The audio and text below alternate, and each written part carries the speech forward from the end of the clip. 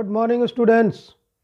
11th class हम लोग कर रहे हैं आज ऑर्गेनिक केमिस्ट्री। आपका हम लोग कर चुके हैं बेसिक ऑर्गेनिक केमिस्ट्री और उसके बाद उसका अगला चैप्टर है हाइड्रोकार्बन्स। आप लोगों का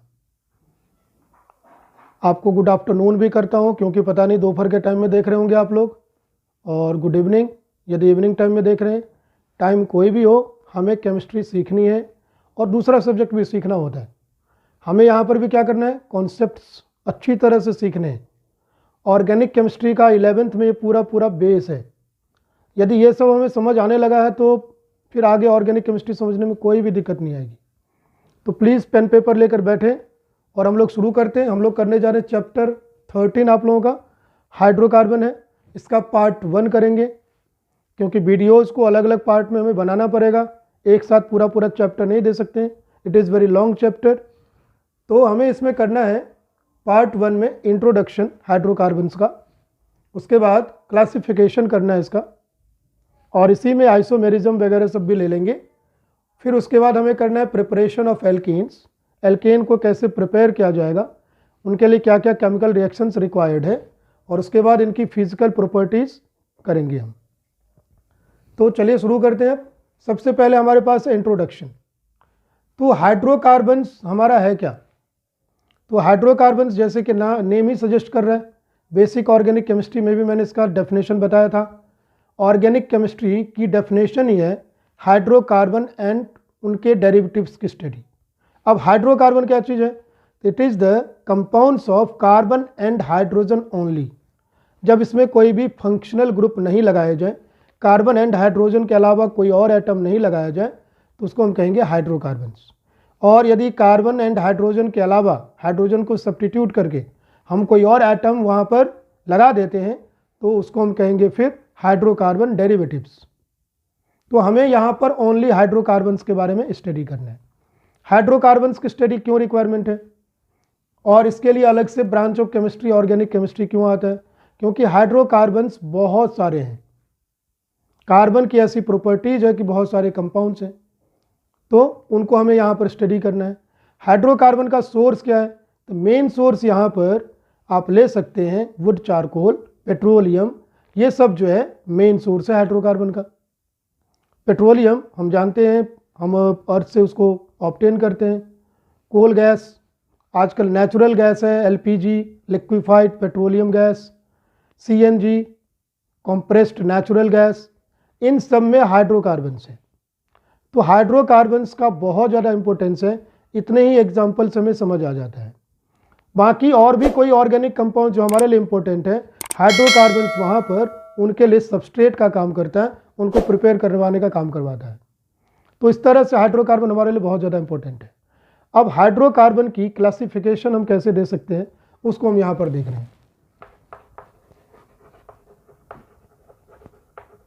हाइड्रोकार्बन्स आपका दो तरह का हो सकता है।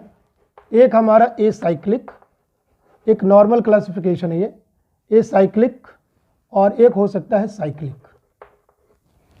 अब साइक्लिक ए साइक्लिक हाइड्रोकार्बन में क्या आएगा?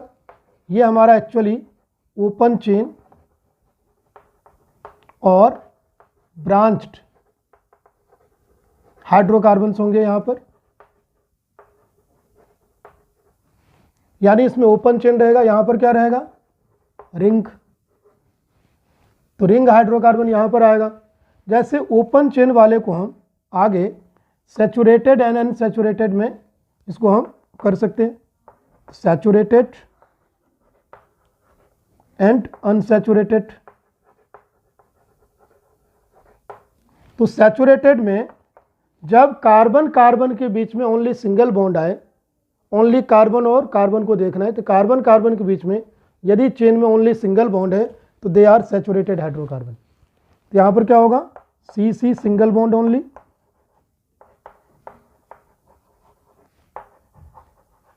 और इसके एक क्लास में आता है एल्केन्स। तो एल्केन्स यहाँ पर आ जाता है। और अनसैचुरेटेड हमारा क्या होगा? अनसैचुरेटेड में डबल या ट्रिपल बॉन्ड आ सकता है चेन में कहीं भी। तो ये वाला यदि हाइड्रोकार्बन आए तो उनको हम क्या कहेंगे? अनसैचुरेटेड। वहाँ पर डबल या ट्रिपल बॉन्ड आ रहा है, यानी कंप्लीट सिग्मा बॉन्ड सब के सब नहीं है, तो उनको यहाँ पर अनसैचुरेटेड कहा गया है। और अनसैचुरेटेड में यदि डबल बॉन्ड है तो उनको जनरली एल्कीन्स में लिया जाता है, और ट्रिपल बॉन्ड है तो एल्काइंस बोला जाता है। इस तरह से अनसैचुरेटेड के दो क्लासिफिकेशन हो जाएंगे, एल्कीन्स एंड एल्काइंस। अब साइक्लो वाले में क्या है, इसमें रिंग स्ट्रक्चर होता है। रिंग में भी आपका सैचुरेटेड एंड अनसैचुरेटेड हो सकता है, इस बात को ध्यान में रखेंगे। इसमें भी सैचुरेटेड अनसैचुरेटेड हो सकता है। और इसमें एक और चीज हो सकता है, उसको कहते हैं एरोमेटिक। तो इसमें रिंग में आपका सैचुरेटेड अनसैचुरेटेड पॉसिबल है। जैसे सैचुरेटेड में हो जाएगा साइक्लोएल्केन, हम इसको आगे देखते हैं। सैचुरेटेड रिंग में सैचुरेटेड रिंग आपका हो सकता है साइक्लोएल्केन्स, तो साइक्लोएल्केन हम यहां पर ले सकते हैं। और अनसैचुरेटेड रिंग में क्या ले सकते हैं, साइक्लोएल्कीन्स। तो साइक्लोएल्कीन्स पॉसिबल है अनसैचुरेटेड रिंग में। साइक्लोएल्काइंस हो सकता है, कहीं ना कहीं पर ट्रिपल बॉन्ड रहे। इस तरह से पॉसिबिलिटीज हैं। अब एरोमेटिक में क्या आता है, एरोमेटिक हाइड्रोकार्बन बिल्कुल डिफरेंट टाइप के हैं। एरोमेटिक हाइड्रोकार्बन्स को हम लोग एरीन्स कह सकते हैं। एरोमेटिक वाला क्या कहलाएगा, एरीन्स। जैसे हम पढ़ेंगे बेंजीन, एक इसका एग्जाम्पल हो सकता है। ये हमारा एक एग्जाम्पल हो सकता है एरोमेटिक रिंग का। तो एरोमेटिक रिंग भी हमारा एक तरह से अनसैचुरेटेड है, इसमें अनसैचुरेटेड कार्बन प्रेजेंट होते हैं। तो अनसैचुरेटेड ही है, लेकिन इसमें एक अलग सी खास बात होती है, जिसको हम इसी चैप्टर में आगे हम बेंजीन के बारे में पढ़ेंगे। एरोमेटिक रिंग के बारे में और भी ज़्यादा डिटेल में पढ़ेंगे। यहाँ पर एक सिर्फ शॉर्ट क्लासिफिकेशन कर रहे हैं, तो उसको आप ध्यान देंगे। तो यहाँ पर हमारा क्लासिफिकेशन था, एक बार इसको हम ले लेते हैं दोबारा। ये साइक्लिक था, जिसमें हमारा ओपन चेन स्ट्रक्चर होगा, और ये हमारे दो तरह के होंगे, अनसैचुरेटेड एंड सैचुरेटेड। सैचुरेटेड हमारा एल्केन्स होगा, अनसैचुरेटेड हमारा एल्कीन्स एंड एल्काइंस होगा। साइक्लिक वाले में रिंग स्ट्रक्चर होता है, ये क्लोज चेन होता है, और इसमें भी सैचुरेटेड अनसैचुरेटेड पॉसिबल है। जैसे हमारा साइक्लोएल्कीन आ जाता है अनसैचुरेटेड में, और सैचुरेटेड में आ जाता है साइक्लोएल्कीन। और एक अलग से एरोमेटिक रिंग भी पॉसिबल है। तो एरोमेटिक में जैसे हमारा एक एग्जाम्पल बेंजीन, नेप्थेलिन, एंथ्रासीन, ये सब कुछ एग्जाम्पल्स आते हैं, टॉल्विन वगैरह, ये सब एरोमेटिक रिंग में आ जाता है।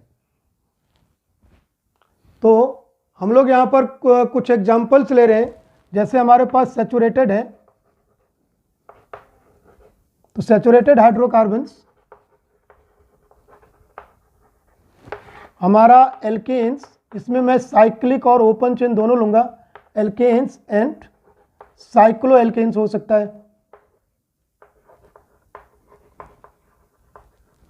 हम साइक्लिक वाले को सैचुरेटेड अनसैचुरेटेड में सीधे सीधे ले सकते हैं, ऐसे भी क्लासिफिकेशन पॉसिबल है कि ओनली हम सैचुरेटेड एंड अनसैचुरेटेड करें। एक ये ब्रॉड क्लासिफिकेशन हो गया। सैचुरेटेड के अंदर हम ले लेंगे एल्केन्स एंड साइक्लो एल्केन्स, और अनसैचुरेटेड के अंदर alkenes, cyclo alkenes, alkynes, cyclo alkynes and aromatic ring, वो सब कुछ यहाँ पर ले लेंगे हम। तो यानी एक क्लासिफिकेशन ऐसे भी पॉसिबल है, saturated hydrocarbon and unsaturated hydrocarbon. Alkanes हमारा क्या होता है, CnH2n+2, ये हमारा एल्केन का फॉर्मूला है, और इसको हम पहले टॉपिक के फॉर्म में पढ़ेंगे इस चैप्टर के अंदर। और साइक्लो एल्केन्स हमारा हो जाएगा CnH2n ओनली। देखा जाए तो यही एल्कीन का फॉर्मूला भी है जनरल, लेकिन साइक्लो एल्केन में क्लोज चेन बन जाता है, इसलिए 2H और कम हो जाएगा। देखिए कैसे, जैसे हमने यहाँ पर एक एग्जांपल ले लिया है पेंटेन का, 1 2 3 4 5 कार्बन का ये लॉन्ग चेन हो गया। अब इसी को यदि हम साइक्लिक स्ट्रक्चर में चेंज करेंगे तो ये सारे कार्बन चेन जो है यहाँ से ये दोनों कार्बन चेन जो एंड वाला है ये आपस में जुड़ जाएगा। क्लियरली इन दोनों कार्बन की वैलेंसी आपस में सेटिस्फाई हो रही है कार्बन से, तो दोनों एक एक वैलेंसी यानी एक एक H को कम कर देगा। तो यहाँ पर बन जाएगा हमारा साइक्लोपेंटेन। तो साइक्लोपेंटेन में क्या हो जाएगा, क्लियरली 2H निकल जाएगा। इसमें से यदि हमने -H2 कर दिया है, 2H को हटा दिया, तो यहाँ पर हमारा साइक्लोपेंटेन का फॉर्मूला आ जाता है। इसलिए हमने यहाँ पर क्या किया है, एल्केन में हमारा क्या हो जाएगा CnH2n+2 और 2 हाइड्रोजन कम करके साइक्लो एल्केन का हो जाएगा फॉर्मूला। अब हमारे पास मान लीजिए यदि हम यहाँ पर ले रहे हैं 2-मिथाइल पेंटेन, इसको हम कैसे स्ट्रक्चर करेंगे, सबसे पहले पेंटेन का चेन हम बनाते हैं। पेंटेन का चेन बनाया और सेकेंड कार्बन नोमेनक्लेचर मैं सिखा चुका हूँ, तो सेकेंड कार्बन पर में मिथाइल की ब्रांच लगानी है, इसको CH3 करना है, यहाँ पर CH करना है क्योंकि कार्बन की 4 वैलेंसी सेटिस्फाई करनी है।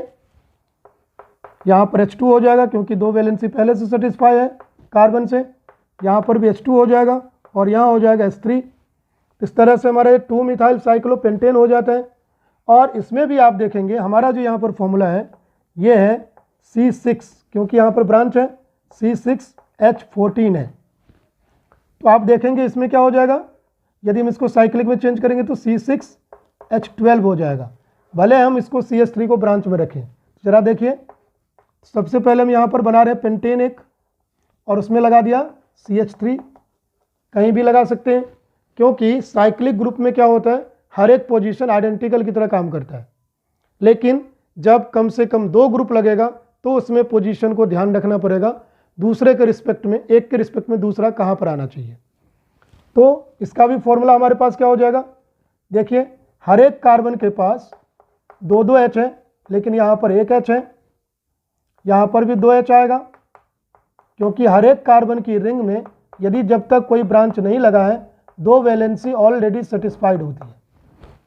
हर एक के पास 2-2 हाइड्रोजन है। यदि हम टोटल हाइड्रोजन को काउंट करें तो 1 2 3 4 5 6 7 8 9 हो गया, और 9 + 3 12, और इस तरह से C6H12 आ जाता है। तो यानी यहाँ पर भी हमारा यदि कोई ब्रांच भी रहेगा, यदि साइक्लिक है तो उसमें 2 हाइड्रोजन कम होगा ही होगा।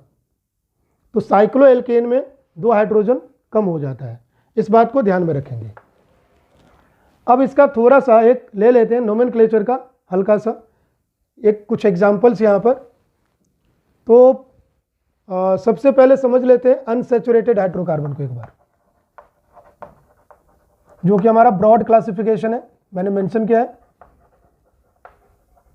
अब अनसैचुरेटेड में आप चाहें तो आप इसमें एरोमेटिक वगैरह सबको रख सकते हैं, जैसे हमारा एल्कीन्स एंड साइक्लो एल्कीन्स हो जाएगा। सेकेंड हम ले सकते हैं एल्काइंस एंड साइक्लो एल्काइंस,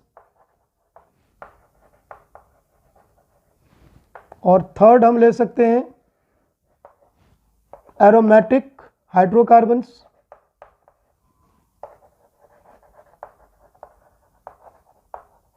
यानी हम पीछे हमने जो क्लासिफिकेशन किया है उसके अलावा एक ब्रॉड क्लासिफिकेशन ये भी हो सकता है। सैचुरेटेड हाइड्रोकार्बन में हमने देख लिया एल्केन साइक्लो एल्केन लिया, बाकी सब अनसैचुरेटेड में आ जाएंगे क्योंकि इसमें डबल या ट्रिपल बॉन्ड होगा। जैसे एल्कीन हमारा यहाँ पर डबल बॉन्ड आता है इसमें, और साइक्लो एल्कीन में भी क्या आएगा, एक डबल बॉन्ड आएगा। इनको भी हम ब्रॉड में देखेंगे, एल्कीन एल्काइन का अलग से हमारा टॉपिक है और एरोमेटिक हाइड्रोकार्बन का भी अलग से टॉपिक दिया हुआ है। यानी एक ब्रॉड क्लासिफिकेशन इस तरह से लिया जा सकता है, और हम आगे अपना फोकस करेंगे सैचुरेटेड हाइड्रोकार्बन एल्केन पर। तो हम लोग अपनी स्टडी को यहाँ पर सैचुरेटेड हाइड्रोकार्बन पर इस वाले टॉपिक में सेंटर्ड करेंगे, क्योंकि पहले आपका एल्केन्स दिया हुआ है जो कि सैचुरेटेड हाइड्रोकार्बन है।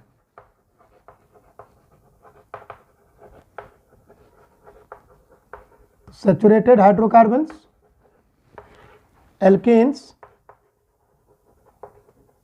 एंड साइक्लो एल्कीन्स, इस पर हम अपने आप को आप फोकस कर रहे हैं, जो इसका पहला टॉपिक है, फर्स्ट टॉपिक है। तो इसमें साइक्लो एल्केन्स और एल्केन्स का फॉर्मूला हम लोग देख चुके हैं, CnH2n+2 होता है, और साइक्लो एल्कीन जैसा फॉर्मूला होगा CnH2n, उसका मैंने रीज़न भी बता दिया है। अब इसी में हमें क्या करना है, नोमेनक्लेचर को थोड़ा सा देख रहे हैं एल्केन्स का। एल्केन्स के नोमेनक्लेचर में एक बार हल्का सा रिवाइज कर लेते हैं इसको।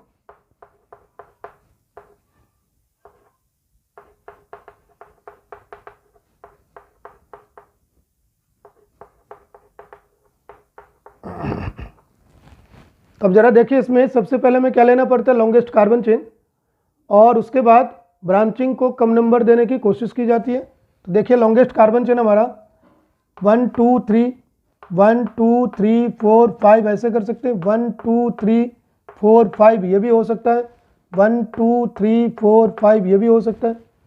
अब यहाँ 5 वाले बहुत सारे चेन बन रहे हैं, उसमें से कौन सा लिया जाएगा, तो देखेंगे यदि 2 या उससे ज़्यादा सेम लेंथ का कोई प्रिंसिपल चेन बने तो हम क्या करते हैं, उस चेन को हम वहाँ पर चूज करते हैं जिस चेन में ब्रांचिंग का नंबर ज़्यादा हो। तो ब्रांचिंग का नंबर किस में ज़्यादा होगा, यदि हम इस चेन को लेते हैं तो ब्रांचिंग का नंबर ज़्यादा हो जाएगा। 1 2 3 ब्रांचेज हैं। यदि हम यहाँ पर नीचे हो जाते, यदि हमने वर्चुअली इसको लिया होता, मान लेते हैं, तो ब्रांचेज 1 2 और 3 आता ओनली, और इसमें एक सब ब्रांच आ जाता, तो 1 और 2 ब्रांच आता और एक क्या आ जाता, सब ब्रांच आ जाता। अभी क्या आ रहा है, 3 ब्रांचेज आ रहा है, सब ब्रांचेज नहीं आ रहा है, तो इसलिए हमने इसको सेलेक्ट किया हुआ है। अब काउंटिंग कहाँ से करेंगे, जहाँ से ब्रांच को कम नंबर मिले, यहाँ से काउंट करते हैं तो एक ब्रांच 2 पर आ रहा है, एक ब्रांच 3 पर आ रहा है, और एक ब्रांच 4 पर आ रहा है। यदि हम राइट हैंड साइड से काउंट करते हैं, एक ब्रांच हमारा सेकेंड कार्बन, फिर थर्ड कार्बन, फिर फोर्थ कार्बन, यानी सेम है, सेकेंड थर्ड फोर्थ। क्या अल्फ़ाबेटिकली प्रेफरेंस मिल रहा है, यहाँ पर सेकंड पर मिथाइल, यहाँ पर भी सेकंड पर मिथाइल, इथाइल हमारा दोनों तरफ से थर्ड पर ही आ रहा है, तो अल्फ़ाबेटिकली भी कोई प्रॉब्लम नहीं है, इसलिए हम कहीं से भी काउंटिंग इसमें कर सकते हैं, लेफ्ट या राइट से। 1 2 3 4 5, हम क्या देख रहे हैं यहाँ पर, पेंटेन हमारा मेन चेन हो गया, और इसमें मिथाइल, 2 मिथाइल और एक इथाइल का ब्रांचिंग है। इथाइल को पहले लिखा जाए क्योंकि अल्फ़ाबेटिकली इसका नाम पहले आ रहा है, हमने ले लिया यहाँ पर 3 ethyl, clearly 2 4 dimethyl, 2 4 dimethyl, and principal carbon chain हमारा पेंटेन बन गया। हम और कुछ एग्जांपल लेते हैं।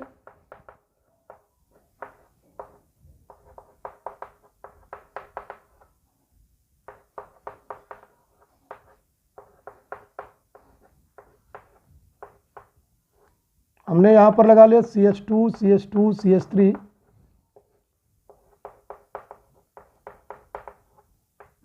और इधर कर दिया हमने CH3। अब हमें यहाँ पर एक लॉन्गेस्ट कार्बन चेन सेलेक्ट करना है, तो देखिए 1 2 3 4 5 बन रहा है इधर, और भी देखते हैं, यदि हम 1 2 3 4 ही हो रहा है इधर, अब 1 2 3 4 5 6 हो रहा है, 1 2 3 4 5 6 7 हो गया। अब यदि हम यहाँ से काउंट करें 1 2 3 4 5 6 7 8, तो 8 वाला जो कार्बन चेन का लेंथ है सबसे ज़्यादा हुआ, तो हम उसको यहाँ पर कंसीडर करेंगे। ये हमारा यहाँ पर प्रिंसिपल कार्बन चेन बन गया, और इसमें हमारे पास 1 2 3 4 ब्रांचेज है, जिसमें से हमारा एक इथाइल है और बाकी 3 मिथाइल है। तो हम देखेंगे काउंटिंग करके ब्रांचेज को कहाँ से कम नंबर मिल रहा है। यदि हम यहाँ से काउंट करते हैं तो 1 2 3 पर 2 मिथाइल ग्रुप का ब्रांच है, 1 2 3 4 यहाँ पर 4 से स्टार्ट हो रहा है, तो इसलिए काउंटिंग हम लेफ्ट हैंड साइड से रखेंगे क्योंकि नज़दीक हो रहा है, कम नंबर पर ब्रांच शुरू हो रहा है। 1 2 3 4 5 6 7 और 8 आ गया। क्लियरली हमारे पास 5 पर इथाइल है, बाकी 3 मिथाइल है, तो पहले इथाइल को लिखेंगे। हमने लिख दिया इसका नोमेनक्लेचर 5 इथाइल। बाकी कहाँ कहाँ मिथाइल है, 2 पर 2 मिथाइल है और 5 पर 1 मिथाइल है, 2 2 2 बार लिखेंगे, 5 एक बार लिखा, 5 पर एक ही है, और मिथाइल ग्रुप 3 हो गए, और 3 नंबर इसलिए है, क्लियरली ट्राई मिथाइल हो जाएगा। और लॉन्गेस्ट कार्बन चेन जो हमने लिया है प्रिंसिपल चेन, उसमें 8 कार्बन है, ऑक्टेन हो गया। इस तरह से नोमेनक्लेचर होगा। कभी कभी क्या होता है, हमारे पास सब ब्रांचिंग आ जाती है, तो उसको हम कैसे डील करेंगे देखिए।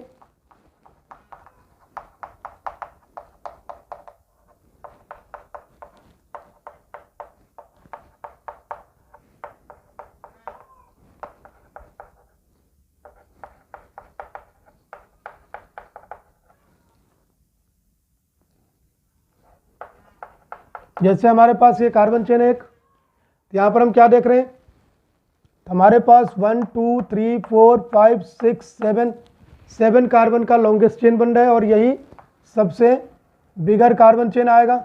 हमने इसको सेलेक्ट कर लिया। अब हमारे पास एक मिथाइल है ब्रांच, और इधर हम देख रहे हैं कि 2 डायरेक्शन में हमारे पास ब्रांच आ रहा है, एक इस डायरेक्शन में, एक इस डायरेक्शन में। हम किसी एक डायरेक्शन को मेन ब्रांच मान सकते हैं और बाकी को हम साइड ब्रांच मानेंगे। तो क्लियरली मान लीजिए हमने इसको मेन ब्रांच ले लिया और ये मिथाइल हमारा साइड ब्रांच हो गया। तो क्लियरली मेन ब्रांच में भी हमें काउंटिंग करनी पड़ेगी कि मिथाइल हमारा कौन से कार्बन से अटैच है। तो मेन ब्रांच का जो फर्स्ट कार्बन है वही कार्बन होगा जो प्रिंसिपल चेन से अटैच होगा। प्रिंसिपल चेन से हमारा ये कार्बन अटैच है, ये फर्स्ट हो गया और ये सेकेंड हो गया। यहाँ पर और कोई दूसरा हम अदरवाइज नहीं कर सकते। तो अब काउंटिंग मेन चेन को कहाँ से करेंगे, 1 2 3, यहाँ से 3 पर ब्रांच शुरू हो रहा है, इधर से 1 2 3 4 4 पर शुरू हो रहा है। तो क्लियरली हम 3 वाले को प्रेफर करेंगे। तो 1 2 3 4 5 6 7, इसको हम सब ब्रांच कहते हैं। और पहले यहाँ पर ये हमारा क्या है, इथाइल है और ये मिथाइल है। क्लियरली इथाइल वाले को पहले लिखा जाएगा और इसके अंदर हम साफ देख रहे हैं कि फर्स्ट पर एक सब ब्रांच अलग से लगा हुआ है। तो इसके मेन कार्बन इथाइल वाला जो ब्रांच है वो 4th कार्बन से अटैच है। तो हम 4 पहले मेन कार्बन लिखेंगे, मेन नंबर लिखेंगे। उसके बाद इथाइल में मिथाइल हमारा कितने नंबर पर अटैच है, तो 1 पर। तो ब्रैकेट के अंदर लिखेंगे अब 1 मिथाइल, साथ में हम इथाइल लिखेंगे क्योंकि सब ब्रांच एंड ब्रांच एक साथ लिखा जाता है। यानी इसका मीनिंग हो गया 4 पर इथाइल है और इथाइल के फर्स्ट कार्बन से मिथाइल अटैच है। उसके बाद हमारे पास 3 पर मिथाइल आ गया, तो 3 मिथाइल हो गया। इसके बाद का जो मेन कार्बन चेन है हमारे पास 7 है कार्बन, हेप्टेन आ जाएगा मेन कार्बन चेन। इस तरह से हमारा जो सब ब्रांच वाला है वो भी नोमेनक्लेचर हो सकता है इजीली। अब जरा देखिए एक साइक्लिक वाला ले लेते हैं। जैसे हमारे पास साइक्लो हेक्सेन है और इसमें हमने एक Cl लगा दिया है और यहाँ पर CH2 CH3 लगा दिया है और यहाँ पर CH3 लगा दिया है। तो क्लियरली हम नोमेनक्लेचर करते समय क्या ध्यान रखें, काउंटिंग कहाँ से करनी है, इधर से करते हैं तो 1 2 3 हो रहा है। यदि हम यहाँ से करें काउंटिंग तो 1 2 फिर इसको 6 मिल जाएगा। इसलिए हम इसको कम नंबर देने के लिए यहाँ से काउंटिंग कर सकते हैं, लेकिन 1 2 3 इधर से भी हो सकता है। और इसका नाम क्या है, इथाइल, इसका नाम है मिथाइल। तो हम इथाइल को प्रेफर कर देंगे क्योंकि तीनों ही नॉन प्रेफरेबल है। तीनों में से किसी को कोई भी प्रेफरेबल ग्रुप हमारा नहीं है। ये मैं अपने बेसिक ऑर्गेनिक केमिस्ट्री वाले चैप्टर में समझा चुका हूँ। तो क्लियरली हम अल्फ़ाबेटिकली प्रेफर कर देंगे, इसको 1 कहेंगे क्योंकि इथाइल है। 2 पर क्लोरो वैसे भी इधर से भी आता, वैसे क्लोरो को प्रेफर करना चाहिए था यदि ये 1 पर आ सकता था तो, लेकिन यहाँ नहीं आ सकता है। 1 2 3 हो गया हमारे पास। क्लियरली पहले लिखा जाएगा क्लोरो को, 2 क्लोरो 1 इथाइल, क्योंकि ब्रांच को अल्फ़ाबेटिकली लिखते हैं तो पहले क्लोरो को लिखा फिर इथाइल। फिर हमारे पास 3 पर आ रहा है मिथाइल, 3 मिथाइल साइक्लोहेक्सेन। इस तरह से हमारा इसका नोमेनक्लेचर होगा। अब हम लोग जरा एल्केन्स का आइसोमेरिज्म देख लेते हैं। यहाँ पर एल्केन्स में कौन कौन सा आइसोमर्स होना है, आइसोमर्स ऑफ एल्केन्स। एल्केन्स हमारा स्ट्रक्चरल आइसोमर्स दिखाता है और स्ट्रक्चरल आइसोमर्स में कौन कौन सा आइसोमर्स दिखाएगा उसको हम यहाँ पर देखेंगे।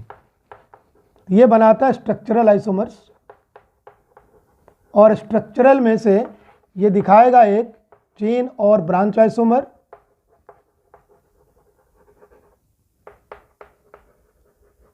Also called nuclear isomers.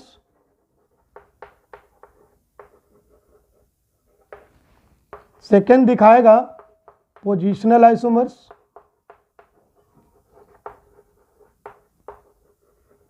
ये दो तरह के आइसोमेरिज्म स्ट्रक्चरल में एल्केन्स हमारा दिखाएगा। अब ये दो तरह के आइसोमेरिज्म किस तरह से दिखाते हैं तो जरा देखिए। सबसे पहले हम चेन ब्रांच और पोजिशनल हम एक साथ समझते हैं। यहाँ पर जैसे हमारे पास आ गया एक हेप्टेन C7, 7 2 जब 14 + 2 क्या हो जाएगा 16। तो ये हमारा हेप्टेन जैसा फॉर्मूला है C7H16। पूछा जाएगा इससे हम कितने आइसोमर्स एल्केन वाला बना सकते हैं। तो देखिए हम बनाएंगे ओनली चेन ब्रांच और पोजिशनल आइसोमर। तो सबसे पहले हम 7 कार्बन का एक लॉन्गेस्ट चेन ले सकते हैं। 1 2 3 4 5 6 7। मैं इसमें H नहीं डालूंगा, H को आप लोग अंडरस्टूड मानेंगे। जहाँ पर वैलेंसी 4 पूरी नहीं हो रही होगी कार्बन की और जितने से कम होगी वहाँ पर वैलेंसी उतना ही हम H उसके साथ डालेंगे। तो देखिए हमारे पास ये हो गया एक N हेप्टेन बोल सकते हैं क्योंकि कोई भी यहाँ पर ब्रांचिंग नहीं है। अब इसी में हम अब इसका और कोई आइसोमर लॉन्ग चेन वाला नहीं बन सकता है। तो इसके बाद अब 6 कार्बन का एक चेन आ सकता है जिसको कहेंगे चेन और ब्रांच आइसोमर इसका। तो 6 कार्बन का लॉन्गेस्ट चेन बनाने के लिए 1 2 3 4 5 6 है। एक मिथाइल को हम ब्रांच में डालेंगे और इसका नोमेनक्लेचर यदि हम करेंगे तो क्लियरली 1 2 3 4 5 6 उसके बेसिस पर 2 मिथाइल हेक्सेन हो जाएगा। अब इसी मिथाइल की पोजीशन को हम चेंज कर सकते हैं, थर्ड पर डाल सकते हैं। तो हमने इसी मिथाइल को थर्ड पर डाल दिया। अब ये हो गया हमारा 3 मिथाइल हेक्सेन क्योंकि इधर से 1 2 3 4 5 6 ये हमारा 3 मिथाइल हेक्सेन हो जाएगा। तो अब यदि हम इस कार्बन को इस मिथाइल ग्रुप को 4th पर डालें तो क्या उसको हम 4 मिथाइल हेक्सेन लिख सकते हैं? तो नहीं, क्योंकि काउंटिंग फिर इधर से शुरू हो जाएगी बच्चों। होगा क्या, मैं यहाँ बना के दिखाता हूँ। यदि मान लीजिए हमारे पास 6 कार्बन का हमने ले लिया है चेन और मिथाइल को यहाँ से उठा के यहाँ डाल दिया। आप कहेंगे सर ये भी इसका आइसोमर होगा? तो नहीं होगा, ये इसके बिल्कुल आइडेंटिकल हो गया क्योंकि 1 2 3 अब काउंटिंग इधर से करनी पड़ेगी क्योंकि ब्रांच को कम नंबर दिया जाता है। तो मिथाइल यहाँ ब्रांच है तो ब्रांच को कम नंबर देने के लिए काउंटिंग लेफ्ट हैंड साइड से होगी तो थर्ड पर आ गया। ये दोनों हो जाएगा हमारा आइडेंटिकल। आइडेंटिकल होने की वजह से आइसोमर नहीं होगा, लेकिन ये हमारा आइसोमर है और ये भी पेयर आइसोमर है। ठीक है, अब आगे बढ़ते हैं। हमने यहाँ पर 6 कार्बन का चेन बनाया और पोजिशनल देख लिया। अब हम यहाँ पर 5 कार्बन का चेन बनाएंगे। 5 हो गया और इसमें हम 2 मिथाइल ग्रुप लगा सकते हैं। तो पहले 2 मिथाइल ग्रुप हम फर्स्ट कार्बन पर लगा देते हैं। ये हमारा हो गया 2 2 डाइमिथाइल पेंटेन। अगला हमारा हो सकता है थर्ड कार्बन पर दोनों मिथाइल ग्रुप लगा दें, 3 3 डाइमिथाइल पेंटेन। अगले हम क्या कर सकते हैं, इस मिथाइल ग्रुप के पोजीशन को अलग अलग कर सकते हैं। एक 2 पर लगा दिया, एक 3 पर लगा दिया। एक हो गया 2 3 डाइमिथाइल पेंटेन। अब यहाँ पर और भी चेंजिंग कर सकते हैं। एक हमारा 2 पर है और एक इसके रिस्पेक्ट में 4 पर आ जाएगा। इस तरह से हमारा हो गया 3 4 डाइमिथाइल पेंटेन। अब आप कहेंगे सर इसको उठा के हमने यहाँ डाला तो फिर इधर से 2 3 हो जाएगा, फिर आइडेंटिकल हो जाएगा। ये हमारा मिथाइल वाला केस है। अब इसको हम 4 कार्बन का चेन बना सकते हैं। 5 वाले चेन में इतना ही बनता। इसमें क्या करेंगे हम, कार्बन तो 7 है, अब 3 मिथाइल ग्रुप को हम ब्रांच में डालेंगे। तो हमने 2 2 3 कर दिया और इसका मिथाइल ग्रुप को उठाकर यदि हम यहाँ डालेंगे तो दोबारा हमारा 2 2 3 बन जाएगा। तो क्लियरली इतने ही हमारे चेन और ब्रांच आइसोमर तक पॉसिबल है। तो हमारे पास ये हो गया चेन और ब्रांच आइसोमर्स जो इसमें बनेंगे वो C7H16 का एक टोटल आइसोमर्स। अब हम आइसोमेरिज्म के बाद अब आ रहे हैं preparation of alkanes, preparation of alkanes करने जा रहे हैं हम लोग।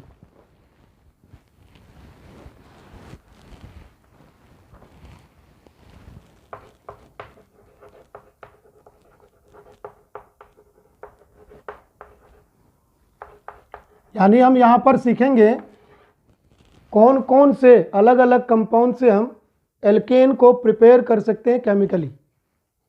तो सबसे फर्स्ट हम करते हैं सेबेटियर एंड सैंडर्स रिएक्शन।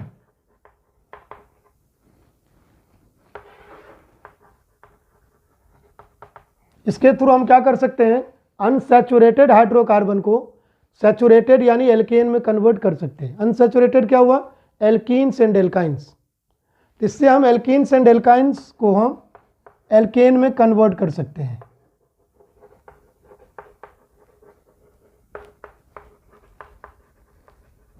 तो कैसे कर सकते हैं, यदि हम कोई एल्कीन लेते हैं तो एल्कीन में हमारे पास डबल बॉन्डेड कार्बन होता है, उसका हम रिडक्शन करेंगे यानी उसमें हाइड्रोजनेशन करेंगे H2PD या H2PT या H2Ni इसके थ्रू हीट करने पर ये हमारा एल्केन बन जाएगा।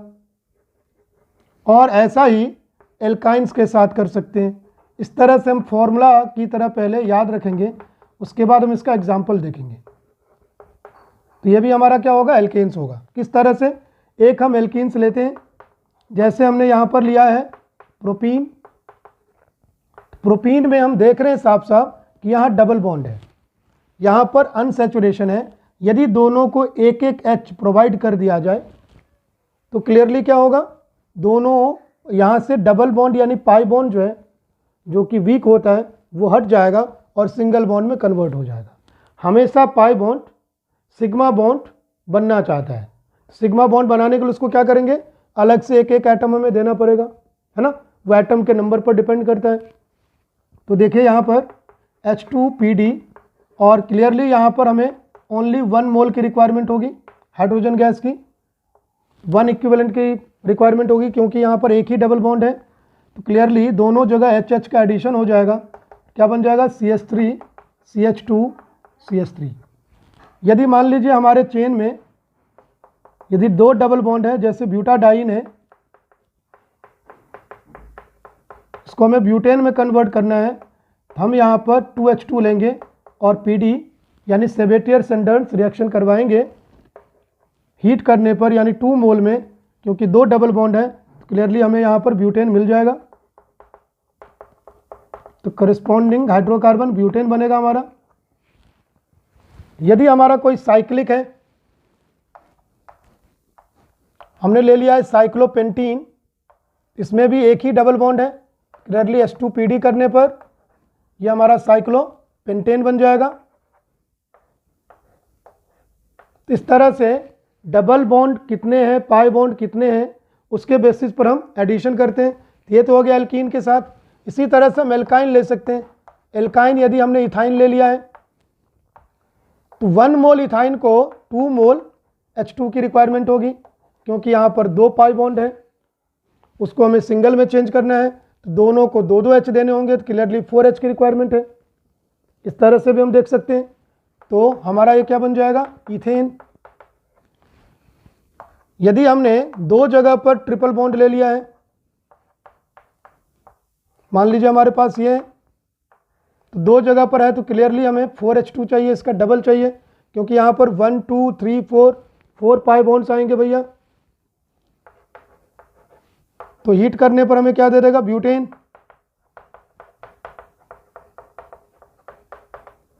तो इस तरह से हम प्रिपरेशन कर सकते हैं एल्कीन या एल्काइन से एल्केन का। इसको आप लोगों को अच्छी तरह से लर्न करना है।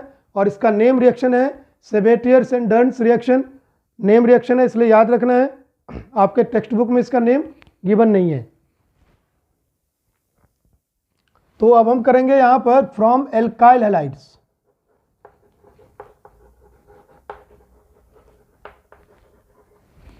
एल्काइल हैलाइड से 2 मेथड हैं प्रिपेयर करने के एल्केन्स। तो फर्स्ट मेथड हमारा क्या है, by reduction of alkyl halide.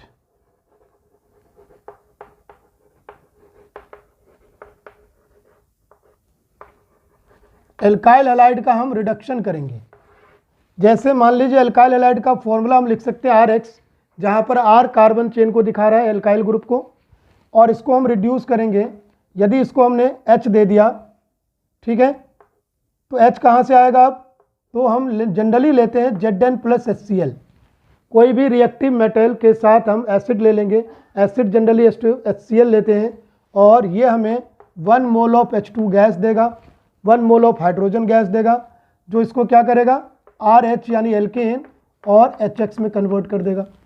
अब इसका हम एग्जाम्पल देखते हैं कैसे होगा। जैसे मान लीजिए हमारे पास है क्लोरोप्रोपेन, तो क्लोरोप्रोपेन को हमें कन्वर्ट करना है क्लियरली प्रोपेन में। तो नेगेटिव चीज़ को हटाकर, माइनस को हटाकर उसकी जगह हम हाइड्रोजन डालेंगे, तो क्लियरली रिडक्शन हुआ। हाइड्रोजन का एडिशन रिडक्शन कहलाता है, इसलिए इसको हमने रिडक्शन लिखा है। तो Zn प्लस HCl हम यहाँ पर करेंगे, जिससे हमें 1 मोल ऑफ हाइड्रोजन गैस मिलेगा। एक हाइड्रोजन एटम क्या करेगा, Cl को यहाँ से सब्स्टिट्यूट कर देगा H से, तो सब्स्टिट्यूट हो गया Cl, और एक हाइड्रोजन HCl बाय प्रोडक्ट बनाएगा। HCl हमने सिर्फ एक बार स्मॉल अमाउंट में यूज़ करना है, उसके बाद अपने आप HCl बनता रहता है और रिएक्शन आगे बढ़ता रहेगा। इसमें हमारा हो सकता है 2 जगह पर हैलोजन लगा रहे हैं। मान लीजिए यहाँ CH2, यहाँ पर Cl और एक इसमें Cl। क्लियरली हमारा ये डाइक्लोरोब्यूटेन है, 1,4 डाइक्लोरोब्यूटेन बोला जाएगा इसको। इसमें भी हम Zn प्लस HCl करवाएंगे, और ध्यान रखेंगे 2 मोल हाइड्रोजन गैस की रिक्वायरमेंट होगी यहाँ पर। 1 मोल क्या करेगा, दोनों जगह HH लगा देगा, तो हमारा बना देगा इसको ब्यूटेन। हमें प्रिपेयर हो जाएगा ब्यूटेन, और यहाँ पर आएगा 2HCl। क्लियरली इस रिएक्शन को भी हम only small amount of HCl से स्टार्ट कर सकते हैं।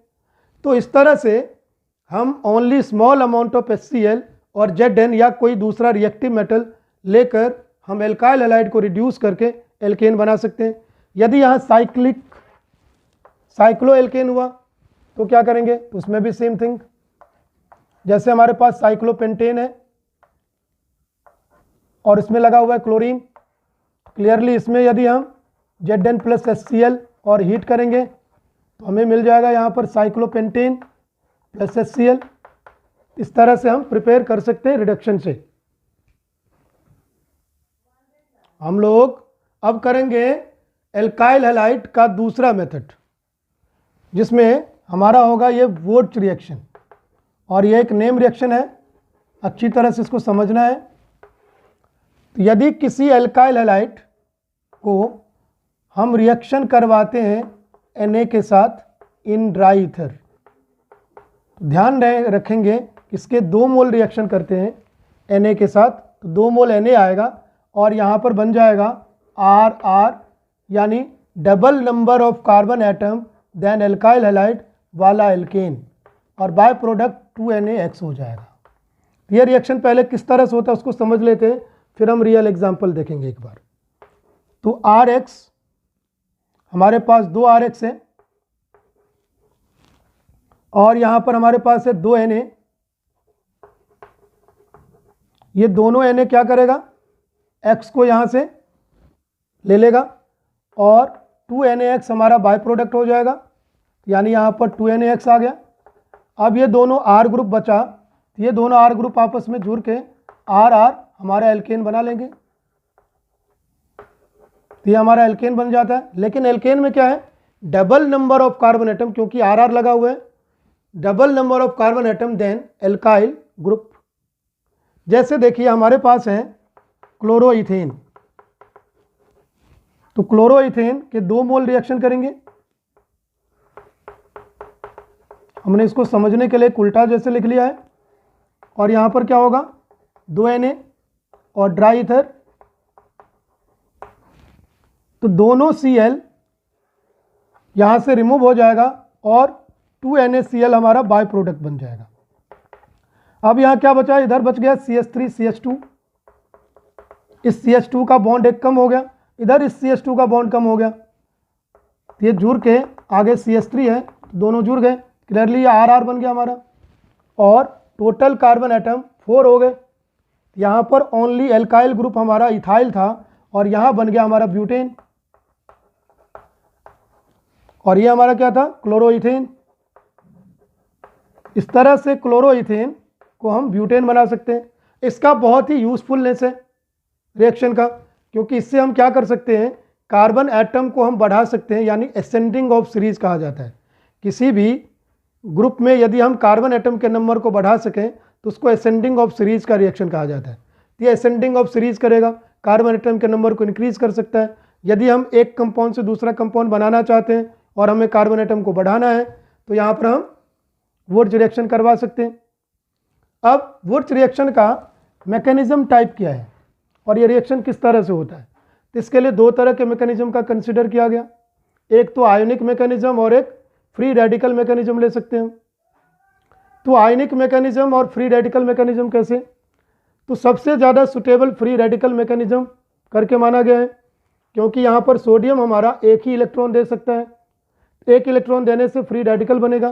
कैसे देखिए, जैसे मान लीजिए हमें CH3Cl 2 को हमने रिएक्शन करवाया 2 मोल को 2Na के साथ ड्राई ईथर में, क्लियरली इससे हमारा मीथेन बनेगा।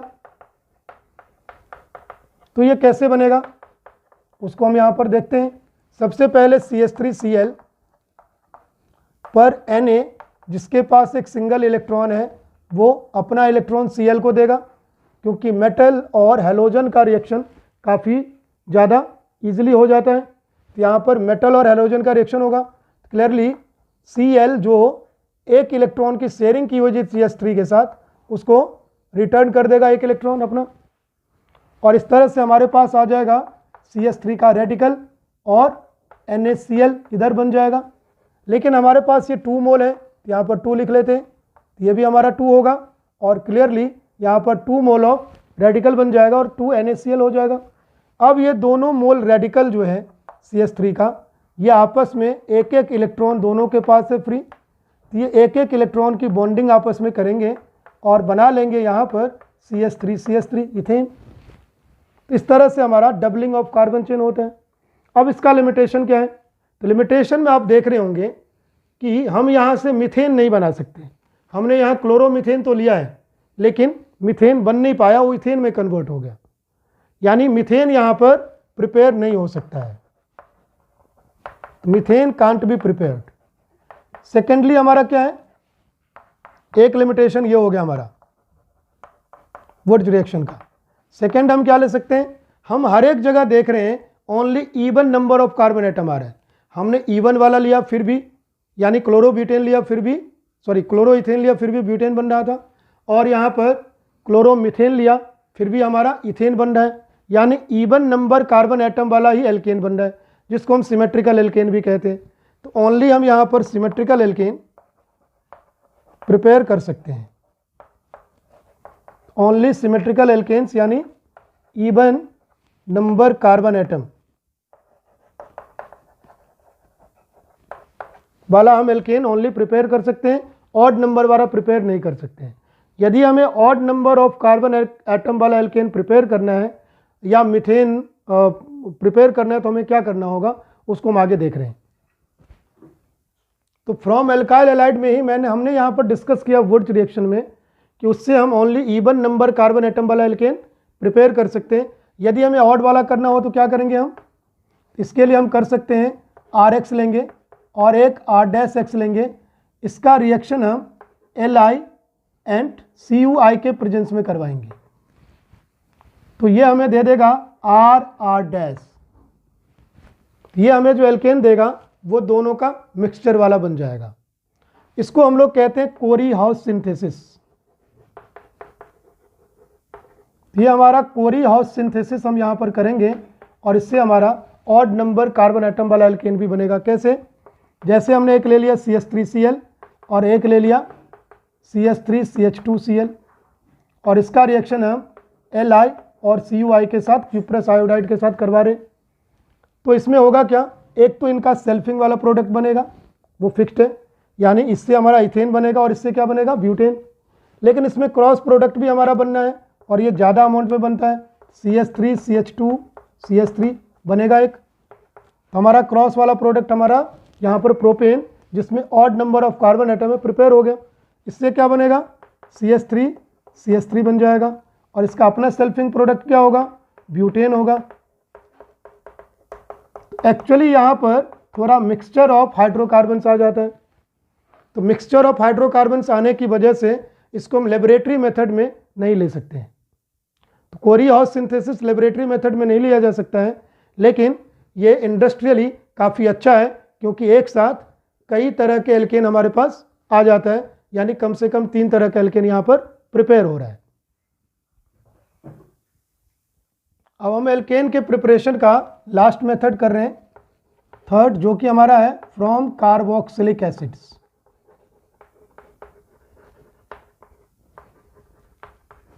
लेकिन इससे भी 2 मेथड है हमारे पास, हमें 2 मेथड करने हैं यहाँ पर। एक हमारा है by soda lime D carboxylation,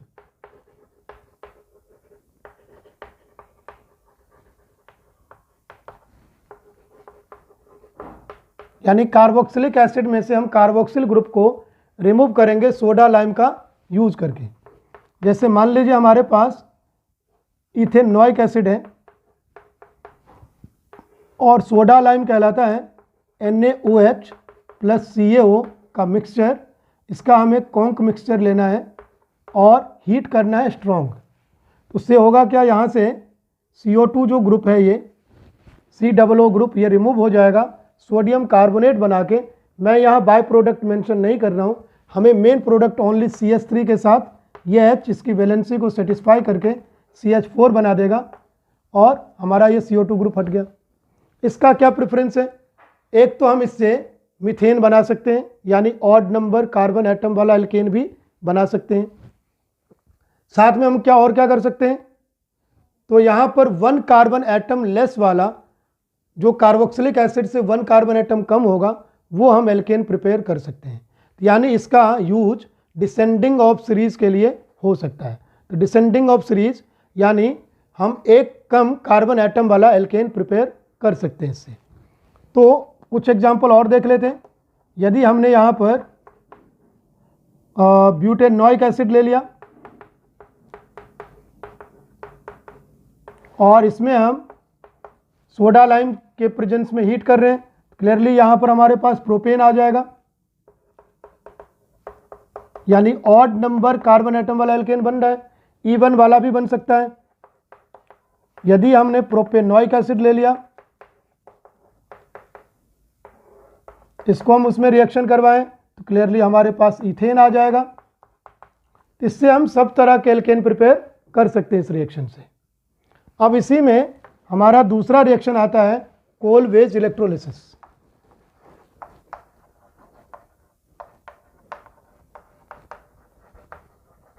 ये भी हमारा एक तरह से डीकार्बोक्सिलेशन है। तो यदि हम डीकार्बोक्सिलेशन कर रहे हैं इथेनॉइक एसिड का कोलवेज इलेक्ट्रोलिसिस के थ्रू, तो इसके 2 मोल रिएक्शन करेंगे और डाइल्यूट NaOH में इसको हम रखेंगे और उसमें इलेक्ट्रिसिटी इलेक्ट्रोड्स डालकर हम फ्लो करवाएंगे। 2 इलेक्ट्रोड एनोड कैथोड के थ्रू एक्सटर्नल सोर्स से उसको अटैच करके हम इलेक्ट्रोलिसिस यहाँ पर करेंगे।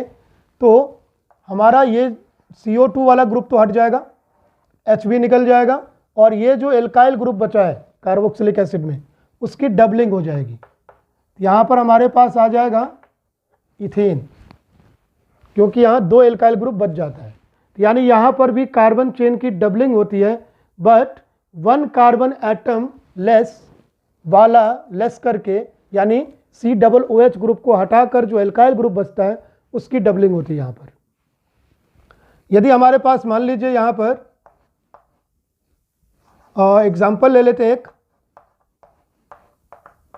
यदि हमारे पास साइक्लोहेक्सेन कार्बोक्सिलिक एसिड है, इसके हमने 2 मोल लिए हैं सेम रिएजेंट में, क्लियरली साइक्लोहेक्साइल साइक्लोहेक्सेन बनता है, ये इस तरह से प्रिपेयर हो जाएगा।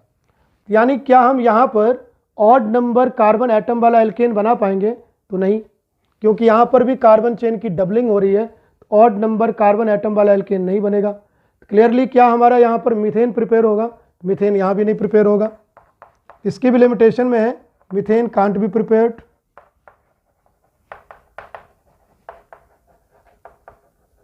इस बात को ध्यान में रखेंगे। और क्या मैंने बताया यहाँ पर कि इवन नंबर कार्बन एटम का एल्केन ही बन सकता है।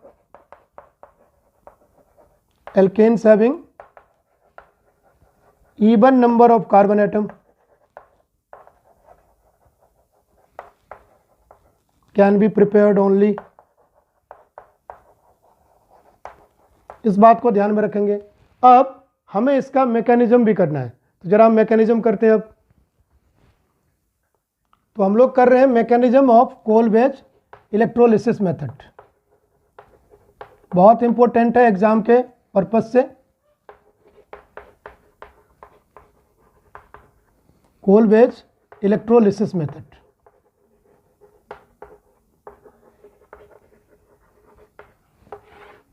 इसमें सबसे पहले हम देखेंगे CH3COOH जो हमारा कार्बोक्सिलिक एसिड है, ये NaOH बेस है, इसके साथ रिएक्शन करके क्या बनाएगा, CH3COONA प्लस H2O बनाएगा। और हम इलेक्ट्रोलिसिस कर रहे हैं तो CH3COONA प्लस H2O दोनों ही आयनाइज हो जाएगा इलेक्ट्रोलिसिस करने से। ये हमें माइनस प्लस ये आयन देगा और ये H प्लस और OH माइनस आयन देगा। ये हमें एसीटेट आयन देगा और Na प्लस देगा। हमारे पास एक एसीटेट आयन है, एक Na प्लस है और वाटर से एक H प्लस आएगा और दूसरा OH माइनस आएगा। इस बात को ध्यान में रखेंगे। तो हमारे पास 4 आयन्स हैं, 2 नेगेटिव आयन्स हैं और हमारे पास 2 पॉजिटिव आयन्स हैं। अब यहाँ पर रिएक्शन जो होगा इलेक्ट्रोलिसिस की वजह से हो रहा है, यानी एनोड एंड कैथोड रिएक्शन होगा। सबसे पहले एनोड पर क्या होगा, एनोड पर हमारा CH3COONA का जो आयन है CH3COO माइनस, ये एनोड पर जाता है, क्योंकि एनोड हमारा पॉजिटिवली चार्ज होता है और यहाँ पर कोई नेगेटिव आयन ही जा सकता है। तो OH माइनस क्यों नहीं जाएगा, तो यहाँ पर नेगेटिव आयन CH3COO माइनस ही इसकी जो इलेक्ट्रोड पोटेंशियल है वो इसके अकॉर्डिंगली एनोड के, तो उसी के बेसिस पर होगा। और ये इलेक्ट्रोड पोटेंशियल वाला जो कॉन्सेप्ट है हम लोग 12th में इलेक्ट्रोकेमिस्ट्री में सीखेंगे, वो क्या चीज़ है। तो यहाँ पर हम ये ध्यान रखेंगे कि हमें एसीटेट आयन वहाँ पर पहुँचेगा एनोड पर। तो एनोड पर क्या रिएक्शन होगा, एनोड पर इलेक्ट्रॉन लूज होता है, इसमें से इलेक्ट्रॉन हमारा लूज होगा। तो इलेक्ट्रॉन यहाँ पर हमारे पास कितने मोल होते हैं इसके, एक्चुअली इसके 2 मोल होते हैं, तो हम यहाँ 2 लगा लेते हैं। हमने यहाँ 2s2 लिख दिया। अब समझ में और इजीली अच्छी तरह से आएगा, ये डबल डबल आयंस होंगे सब।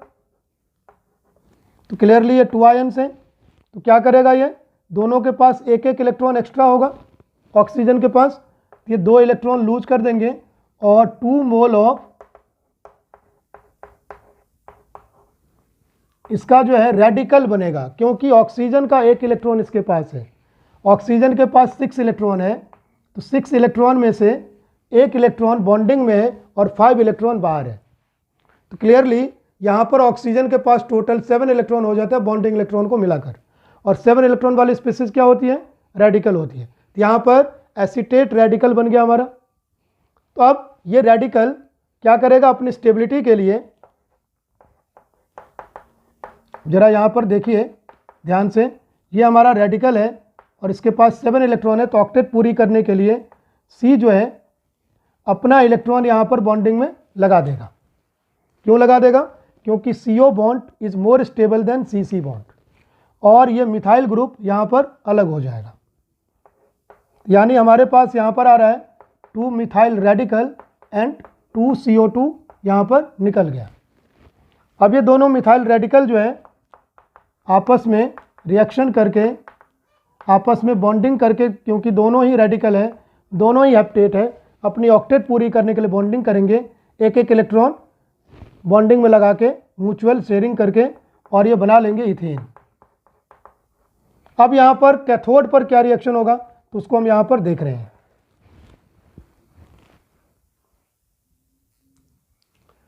तो अब कैथोड पर क्या रिएक्शन हो रहा है? एट कैथोड पर हमारा पॉजिटिव आयन होगा क्योंकि ये खुद नेगेटिव होता है। तो H+ यहाँ पर जो 2 इलेक्ट्रॉन यहाँ पर रिलीज हुआ है उसको गेन करेगा और H2 बनाएगा। लेकिन इस H+ के रिएक्शन को हम H2O के बेसिस पर दिखाते हैं क्योंकि H2O वहाँ पर डायरेक्ट कोई काम नहीं कर रहा है। तो उसको दिखाने के लिए हम लिखते हैं 2H2O plus 2 electron H2 gas plus 2 OH minus हम लिखते हैं। अब ये 2 OH माइनस जो है अवेलेबल 2 Na के साथ 2 Na के साथ रिएक्शन करके 2 NaOH बना लेता है। इससे हमें पता चल जाता है कि हमें ओनली डाइल्यूट NaOH की रिक्वायरमेंट है, आगे का NaOH इससे खुद ही मिलता रहेगा, जो कि हमें COONA बनाने में हेल्प करेगा इसको। तो इसलिए बहुत कम अमाउंट में हमें NaOH की रिक्वायरमेंट होती है। तो आपको यदि मैकेनिज्म दिखाना हो तो ओनली आप कैथोड का reaction 2H+ plus 2 electron H2 करके आप शो कर सकते हैं। अब हम लोग करने जा रहे हैं physical properties of alkanes. Physical properties में एक तो स्टेट देखा जाता है और स्टेट क्लियरली मॉलिक्यूल के अट्रैक्शन फोर्स पर डिपेंड करेगा। जो कोवलेंट बॉन्ड बनाता है, कोवलेंट बॉन्डेड जो भी कंपाउंड है उसको हम मॉलिक्यूल कहते हैं। तो यहाँ पर मॉलिक्यूलर अट्रैक्शन होना चाहिए और मॉलिक्यूलर अट्रैक्शन बहुत सारे अट्रैक्टिव फोर्सेस पर डिपेंड करता है, बहुत सारे टाइप का होता है, स्टेट्स ऑफ मैटर में पढ़ चुके हैं। तो वहाँ पर एक होता है वैन डर वाल अट्रैक्शन और उसके बाद डाइपोल जो उसी का पार्ट है वो सब लिया जाता है। तो यहाँ पर हम देखेंगे कार्बन और हाइड्रोजन का जो बॉन्ड है वो नॉन पोलर है। नॉन पोलर होने की वजह से इसमें कोई भी पोलैरिटी नहीं है, तो डाइपोल वगैरह नहीं होगा। Only week van der waal force जिसको लंदन फोर्सेज भी कहा जाता है वही यहाँ पर अवेलेबल है, यानी यहाँ पर week van der waal force available है।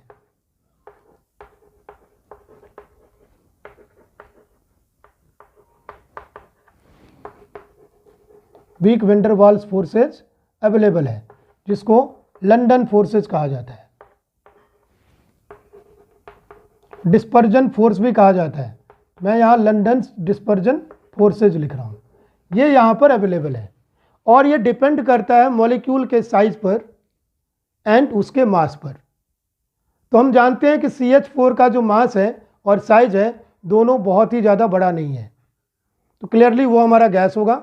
इथेन में भी वो गैस ही होगा, बस डेंसिटी थोड़ी सी बढ़ती जाएगी और पेंटेन तक आते आते वो लिक्विड फेज में आना स्टार्ट कर देगा, क्योंकि साइज और मास दोनों बढ़ने की वजह से लंदन फोर्सेस बढ़ जाता है। यानी C12 C4 ये हमारा गैस होगा, C52 जनरली देखा गया है C17 तक लिक्विड हो जाता है हमारा, एक्सपेरिमेंटली देखा गया है। और यहाँ पर C52 C17 में C5 जो हमारा है वोलेटाइल लिक्विड होगा और जैसे जैसे कार्बन एटम का नंबर बढ़ेगा साइज और मास दोनों बढ़ेगा और ये लिक्विड फेज में ज़्यादा स्टेबल लिक्विड फेज में आना शुरू कर देगा।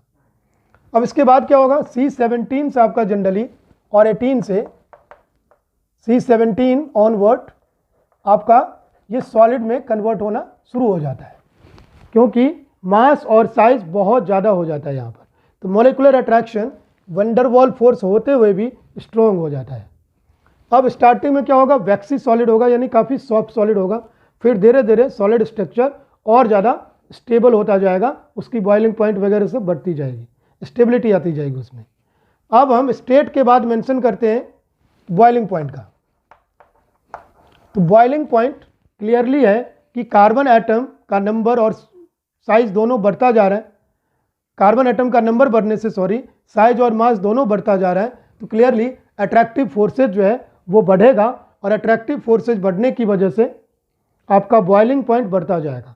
यानी जैसे जैसे कार्बन एटम का नंबर बढ़ता है एल्केन में वैसे वैसे बॉइलिंग पॉइंट बढ़ता जाएगा। तो इसको हमें ध्यान रखना है, बॉइलिंग पॉइंट इंक्रीज होता है यदि आपका C एटम का नंबर इंक्रीज होता है। लेकिन अब बात आती है आइसोमर्स की। अब यदि यहाँ पर आइसोमर्स की हम बात करें, जैसे हम बात कर रहे हैं C5H12 के आइसोमर्स की, यदि हमने एक पेंटेन बना दिया, N पेंटेन है और यहाँ पर 2 मिथाइल ब्यूटेन ये भी हमारा C5H12 को सेटिस्फाई कर रहा है। और यहीं पर हमने इसमें 2C का ब्रांच लगा दिया, 2 मिथाइल ग्रुप का, ये हमारा 2,2 डाइमिथाइल प्रोपेन हो गया। ये भी इसी फॉर्मूले को शो कर रहा है। क्या तीनों का बॉइलिंग पॉइंट सेम होगा? तो नहीं, तीनों का बॉइलिंग पॉइंट सेम नहीं होगा। जैसे जैसे आपका ब्रांचिंग बढ़ता है, जैसे जैसे ब्रांच बनता जाता है आइसोमर्स के लिए, this is applicable only for isomers, क्योंकि उसमें मोलिकुलर मास सेम होता है, तो ओनली साइज देखा जाएगा। तो जैसे जैसे ब्रांचिंग बढ़ेगा साइज छोटा होता जाता है, क्योंकि इसका साइज डिपेंड करेगा 5 कार्बन एटम पर, तो इसका लॉन्गेस्ट चेन 5 कार्बन एटम का है। इसका साइज डिपेंड करेगा 4 कार्बन एटम पर, इसलिए इसका थोड़ा सा साइज छोटा हो जाता है। और इसका साइज डिपेंड करेगा 3 कार्बन एटम पर, जो कि प्रिंसिपल चेन है। तो क्लियरली बॉइलिंग पॉइंट डिक्रीज होती जाएगी, तो बिकॉज साइज स्मॉल होती जाती है इसलिए बॉइलिंग पॉइंट डिक्रीज होती जाएगी। इसको हम ध्यान में रखेंगे। अब इसके बाद बात आती है सॉल्युबिलिटी की। थर्ड पॉइंट हमारा इसमें आता है सॉल्युबिलिटी। और सॉल्युबिलिटी इन वाटर लेते हैं हम लोग जनरली कंसीडर करते हैं इन वाटर। तो वाटर में कौन डिसॉल्व हो सकता है? वाटर में वही कंपाउंड डिसॉल्व होता है, ध्यान रखना, वाटर में वही कंपाउंड डिसॉल्व होगा जिसका वाटर के साथ अट्रैक्शन फोर्स ज़्यादा स्ट्रॉन्ग होगा। तो वाटर के साथ अट्रैक्शन फोर्स किसका स्ट्रॉन्ग हो सकता है?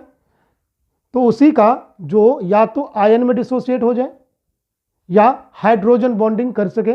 हम लोग केमिकल बॉन्डिंग में पढ़ चुके हैं, हाइड्रोजन बॉन्डिंग वाली चीज़ भी वाटर में डिसॉल्व हो जाती है, क्योंकि उसका भी अट्रैक्शन फोर्स वाटर के साथ काफ़ी अच्छा हो जाता है, क्योंकि वाटर एक्सटेंसिव हाइड्रोजन बॉन्डिंग कर सकता है क्लियरली। बट यहाँ पर ये जो है हमारा नॉन पोलर कंपाउंड है, पोलैरिटी तो यहाँ पर है नहीं।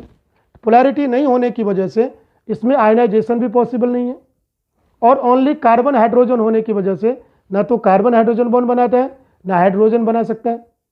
हाइड्रोजन बॉन्ड ओनली, हाइड्रोजन जब प्रेजेंट होगा F fluorine, O oxygen and N nitrogen, इनके साथ तभी हाइड्रोजन बॉन्ड बनती है। इसलिए ये कंप्लीटली इमिसिबल है, यानी हमारा ये इनसॉल्युबल इमिसिबल है। इसको ध्यान में रखना है वाटर में। हेलो स्टूडेंट्स, आप लोगों को मेरा वीडियो पसंद आ रहा होगा, आपको समझ भी आ रहा होगा, ये मुझे पूरा विश्वास है। और समझ आया है तो सब्सक्राइब कीजिए, लाइक कीजिए और अपने दोस्तों में शेयर कीजिए, जिससे ज़्यादा से ज़्यादा लोगों तक ये पहुंच सके और मुझे प्रोत्साहन मिले, मैं आप लोगों के लिए ज़्यादा से ज़्यादा काम कर सकूँ, ज़्यादा से ज़्यादा आप लोगों के लिए वीडियोज़ बना सकूँ। मैं बहुत कुछ लेकर आने वाला हूँ इसमें, इसको सब्सक्राइब और शेयर कीजिए। धन्यवाद देखने के लिए।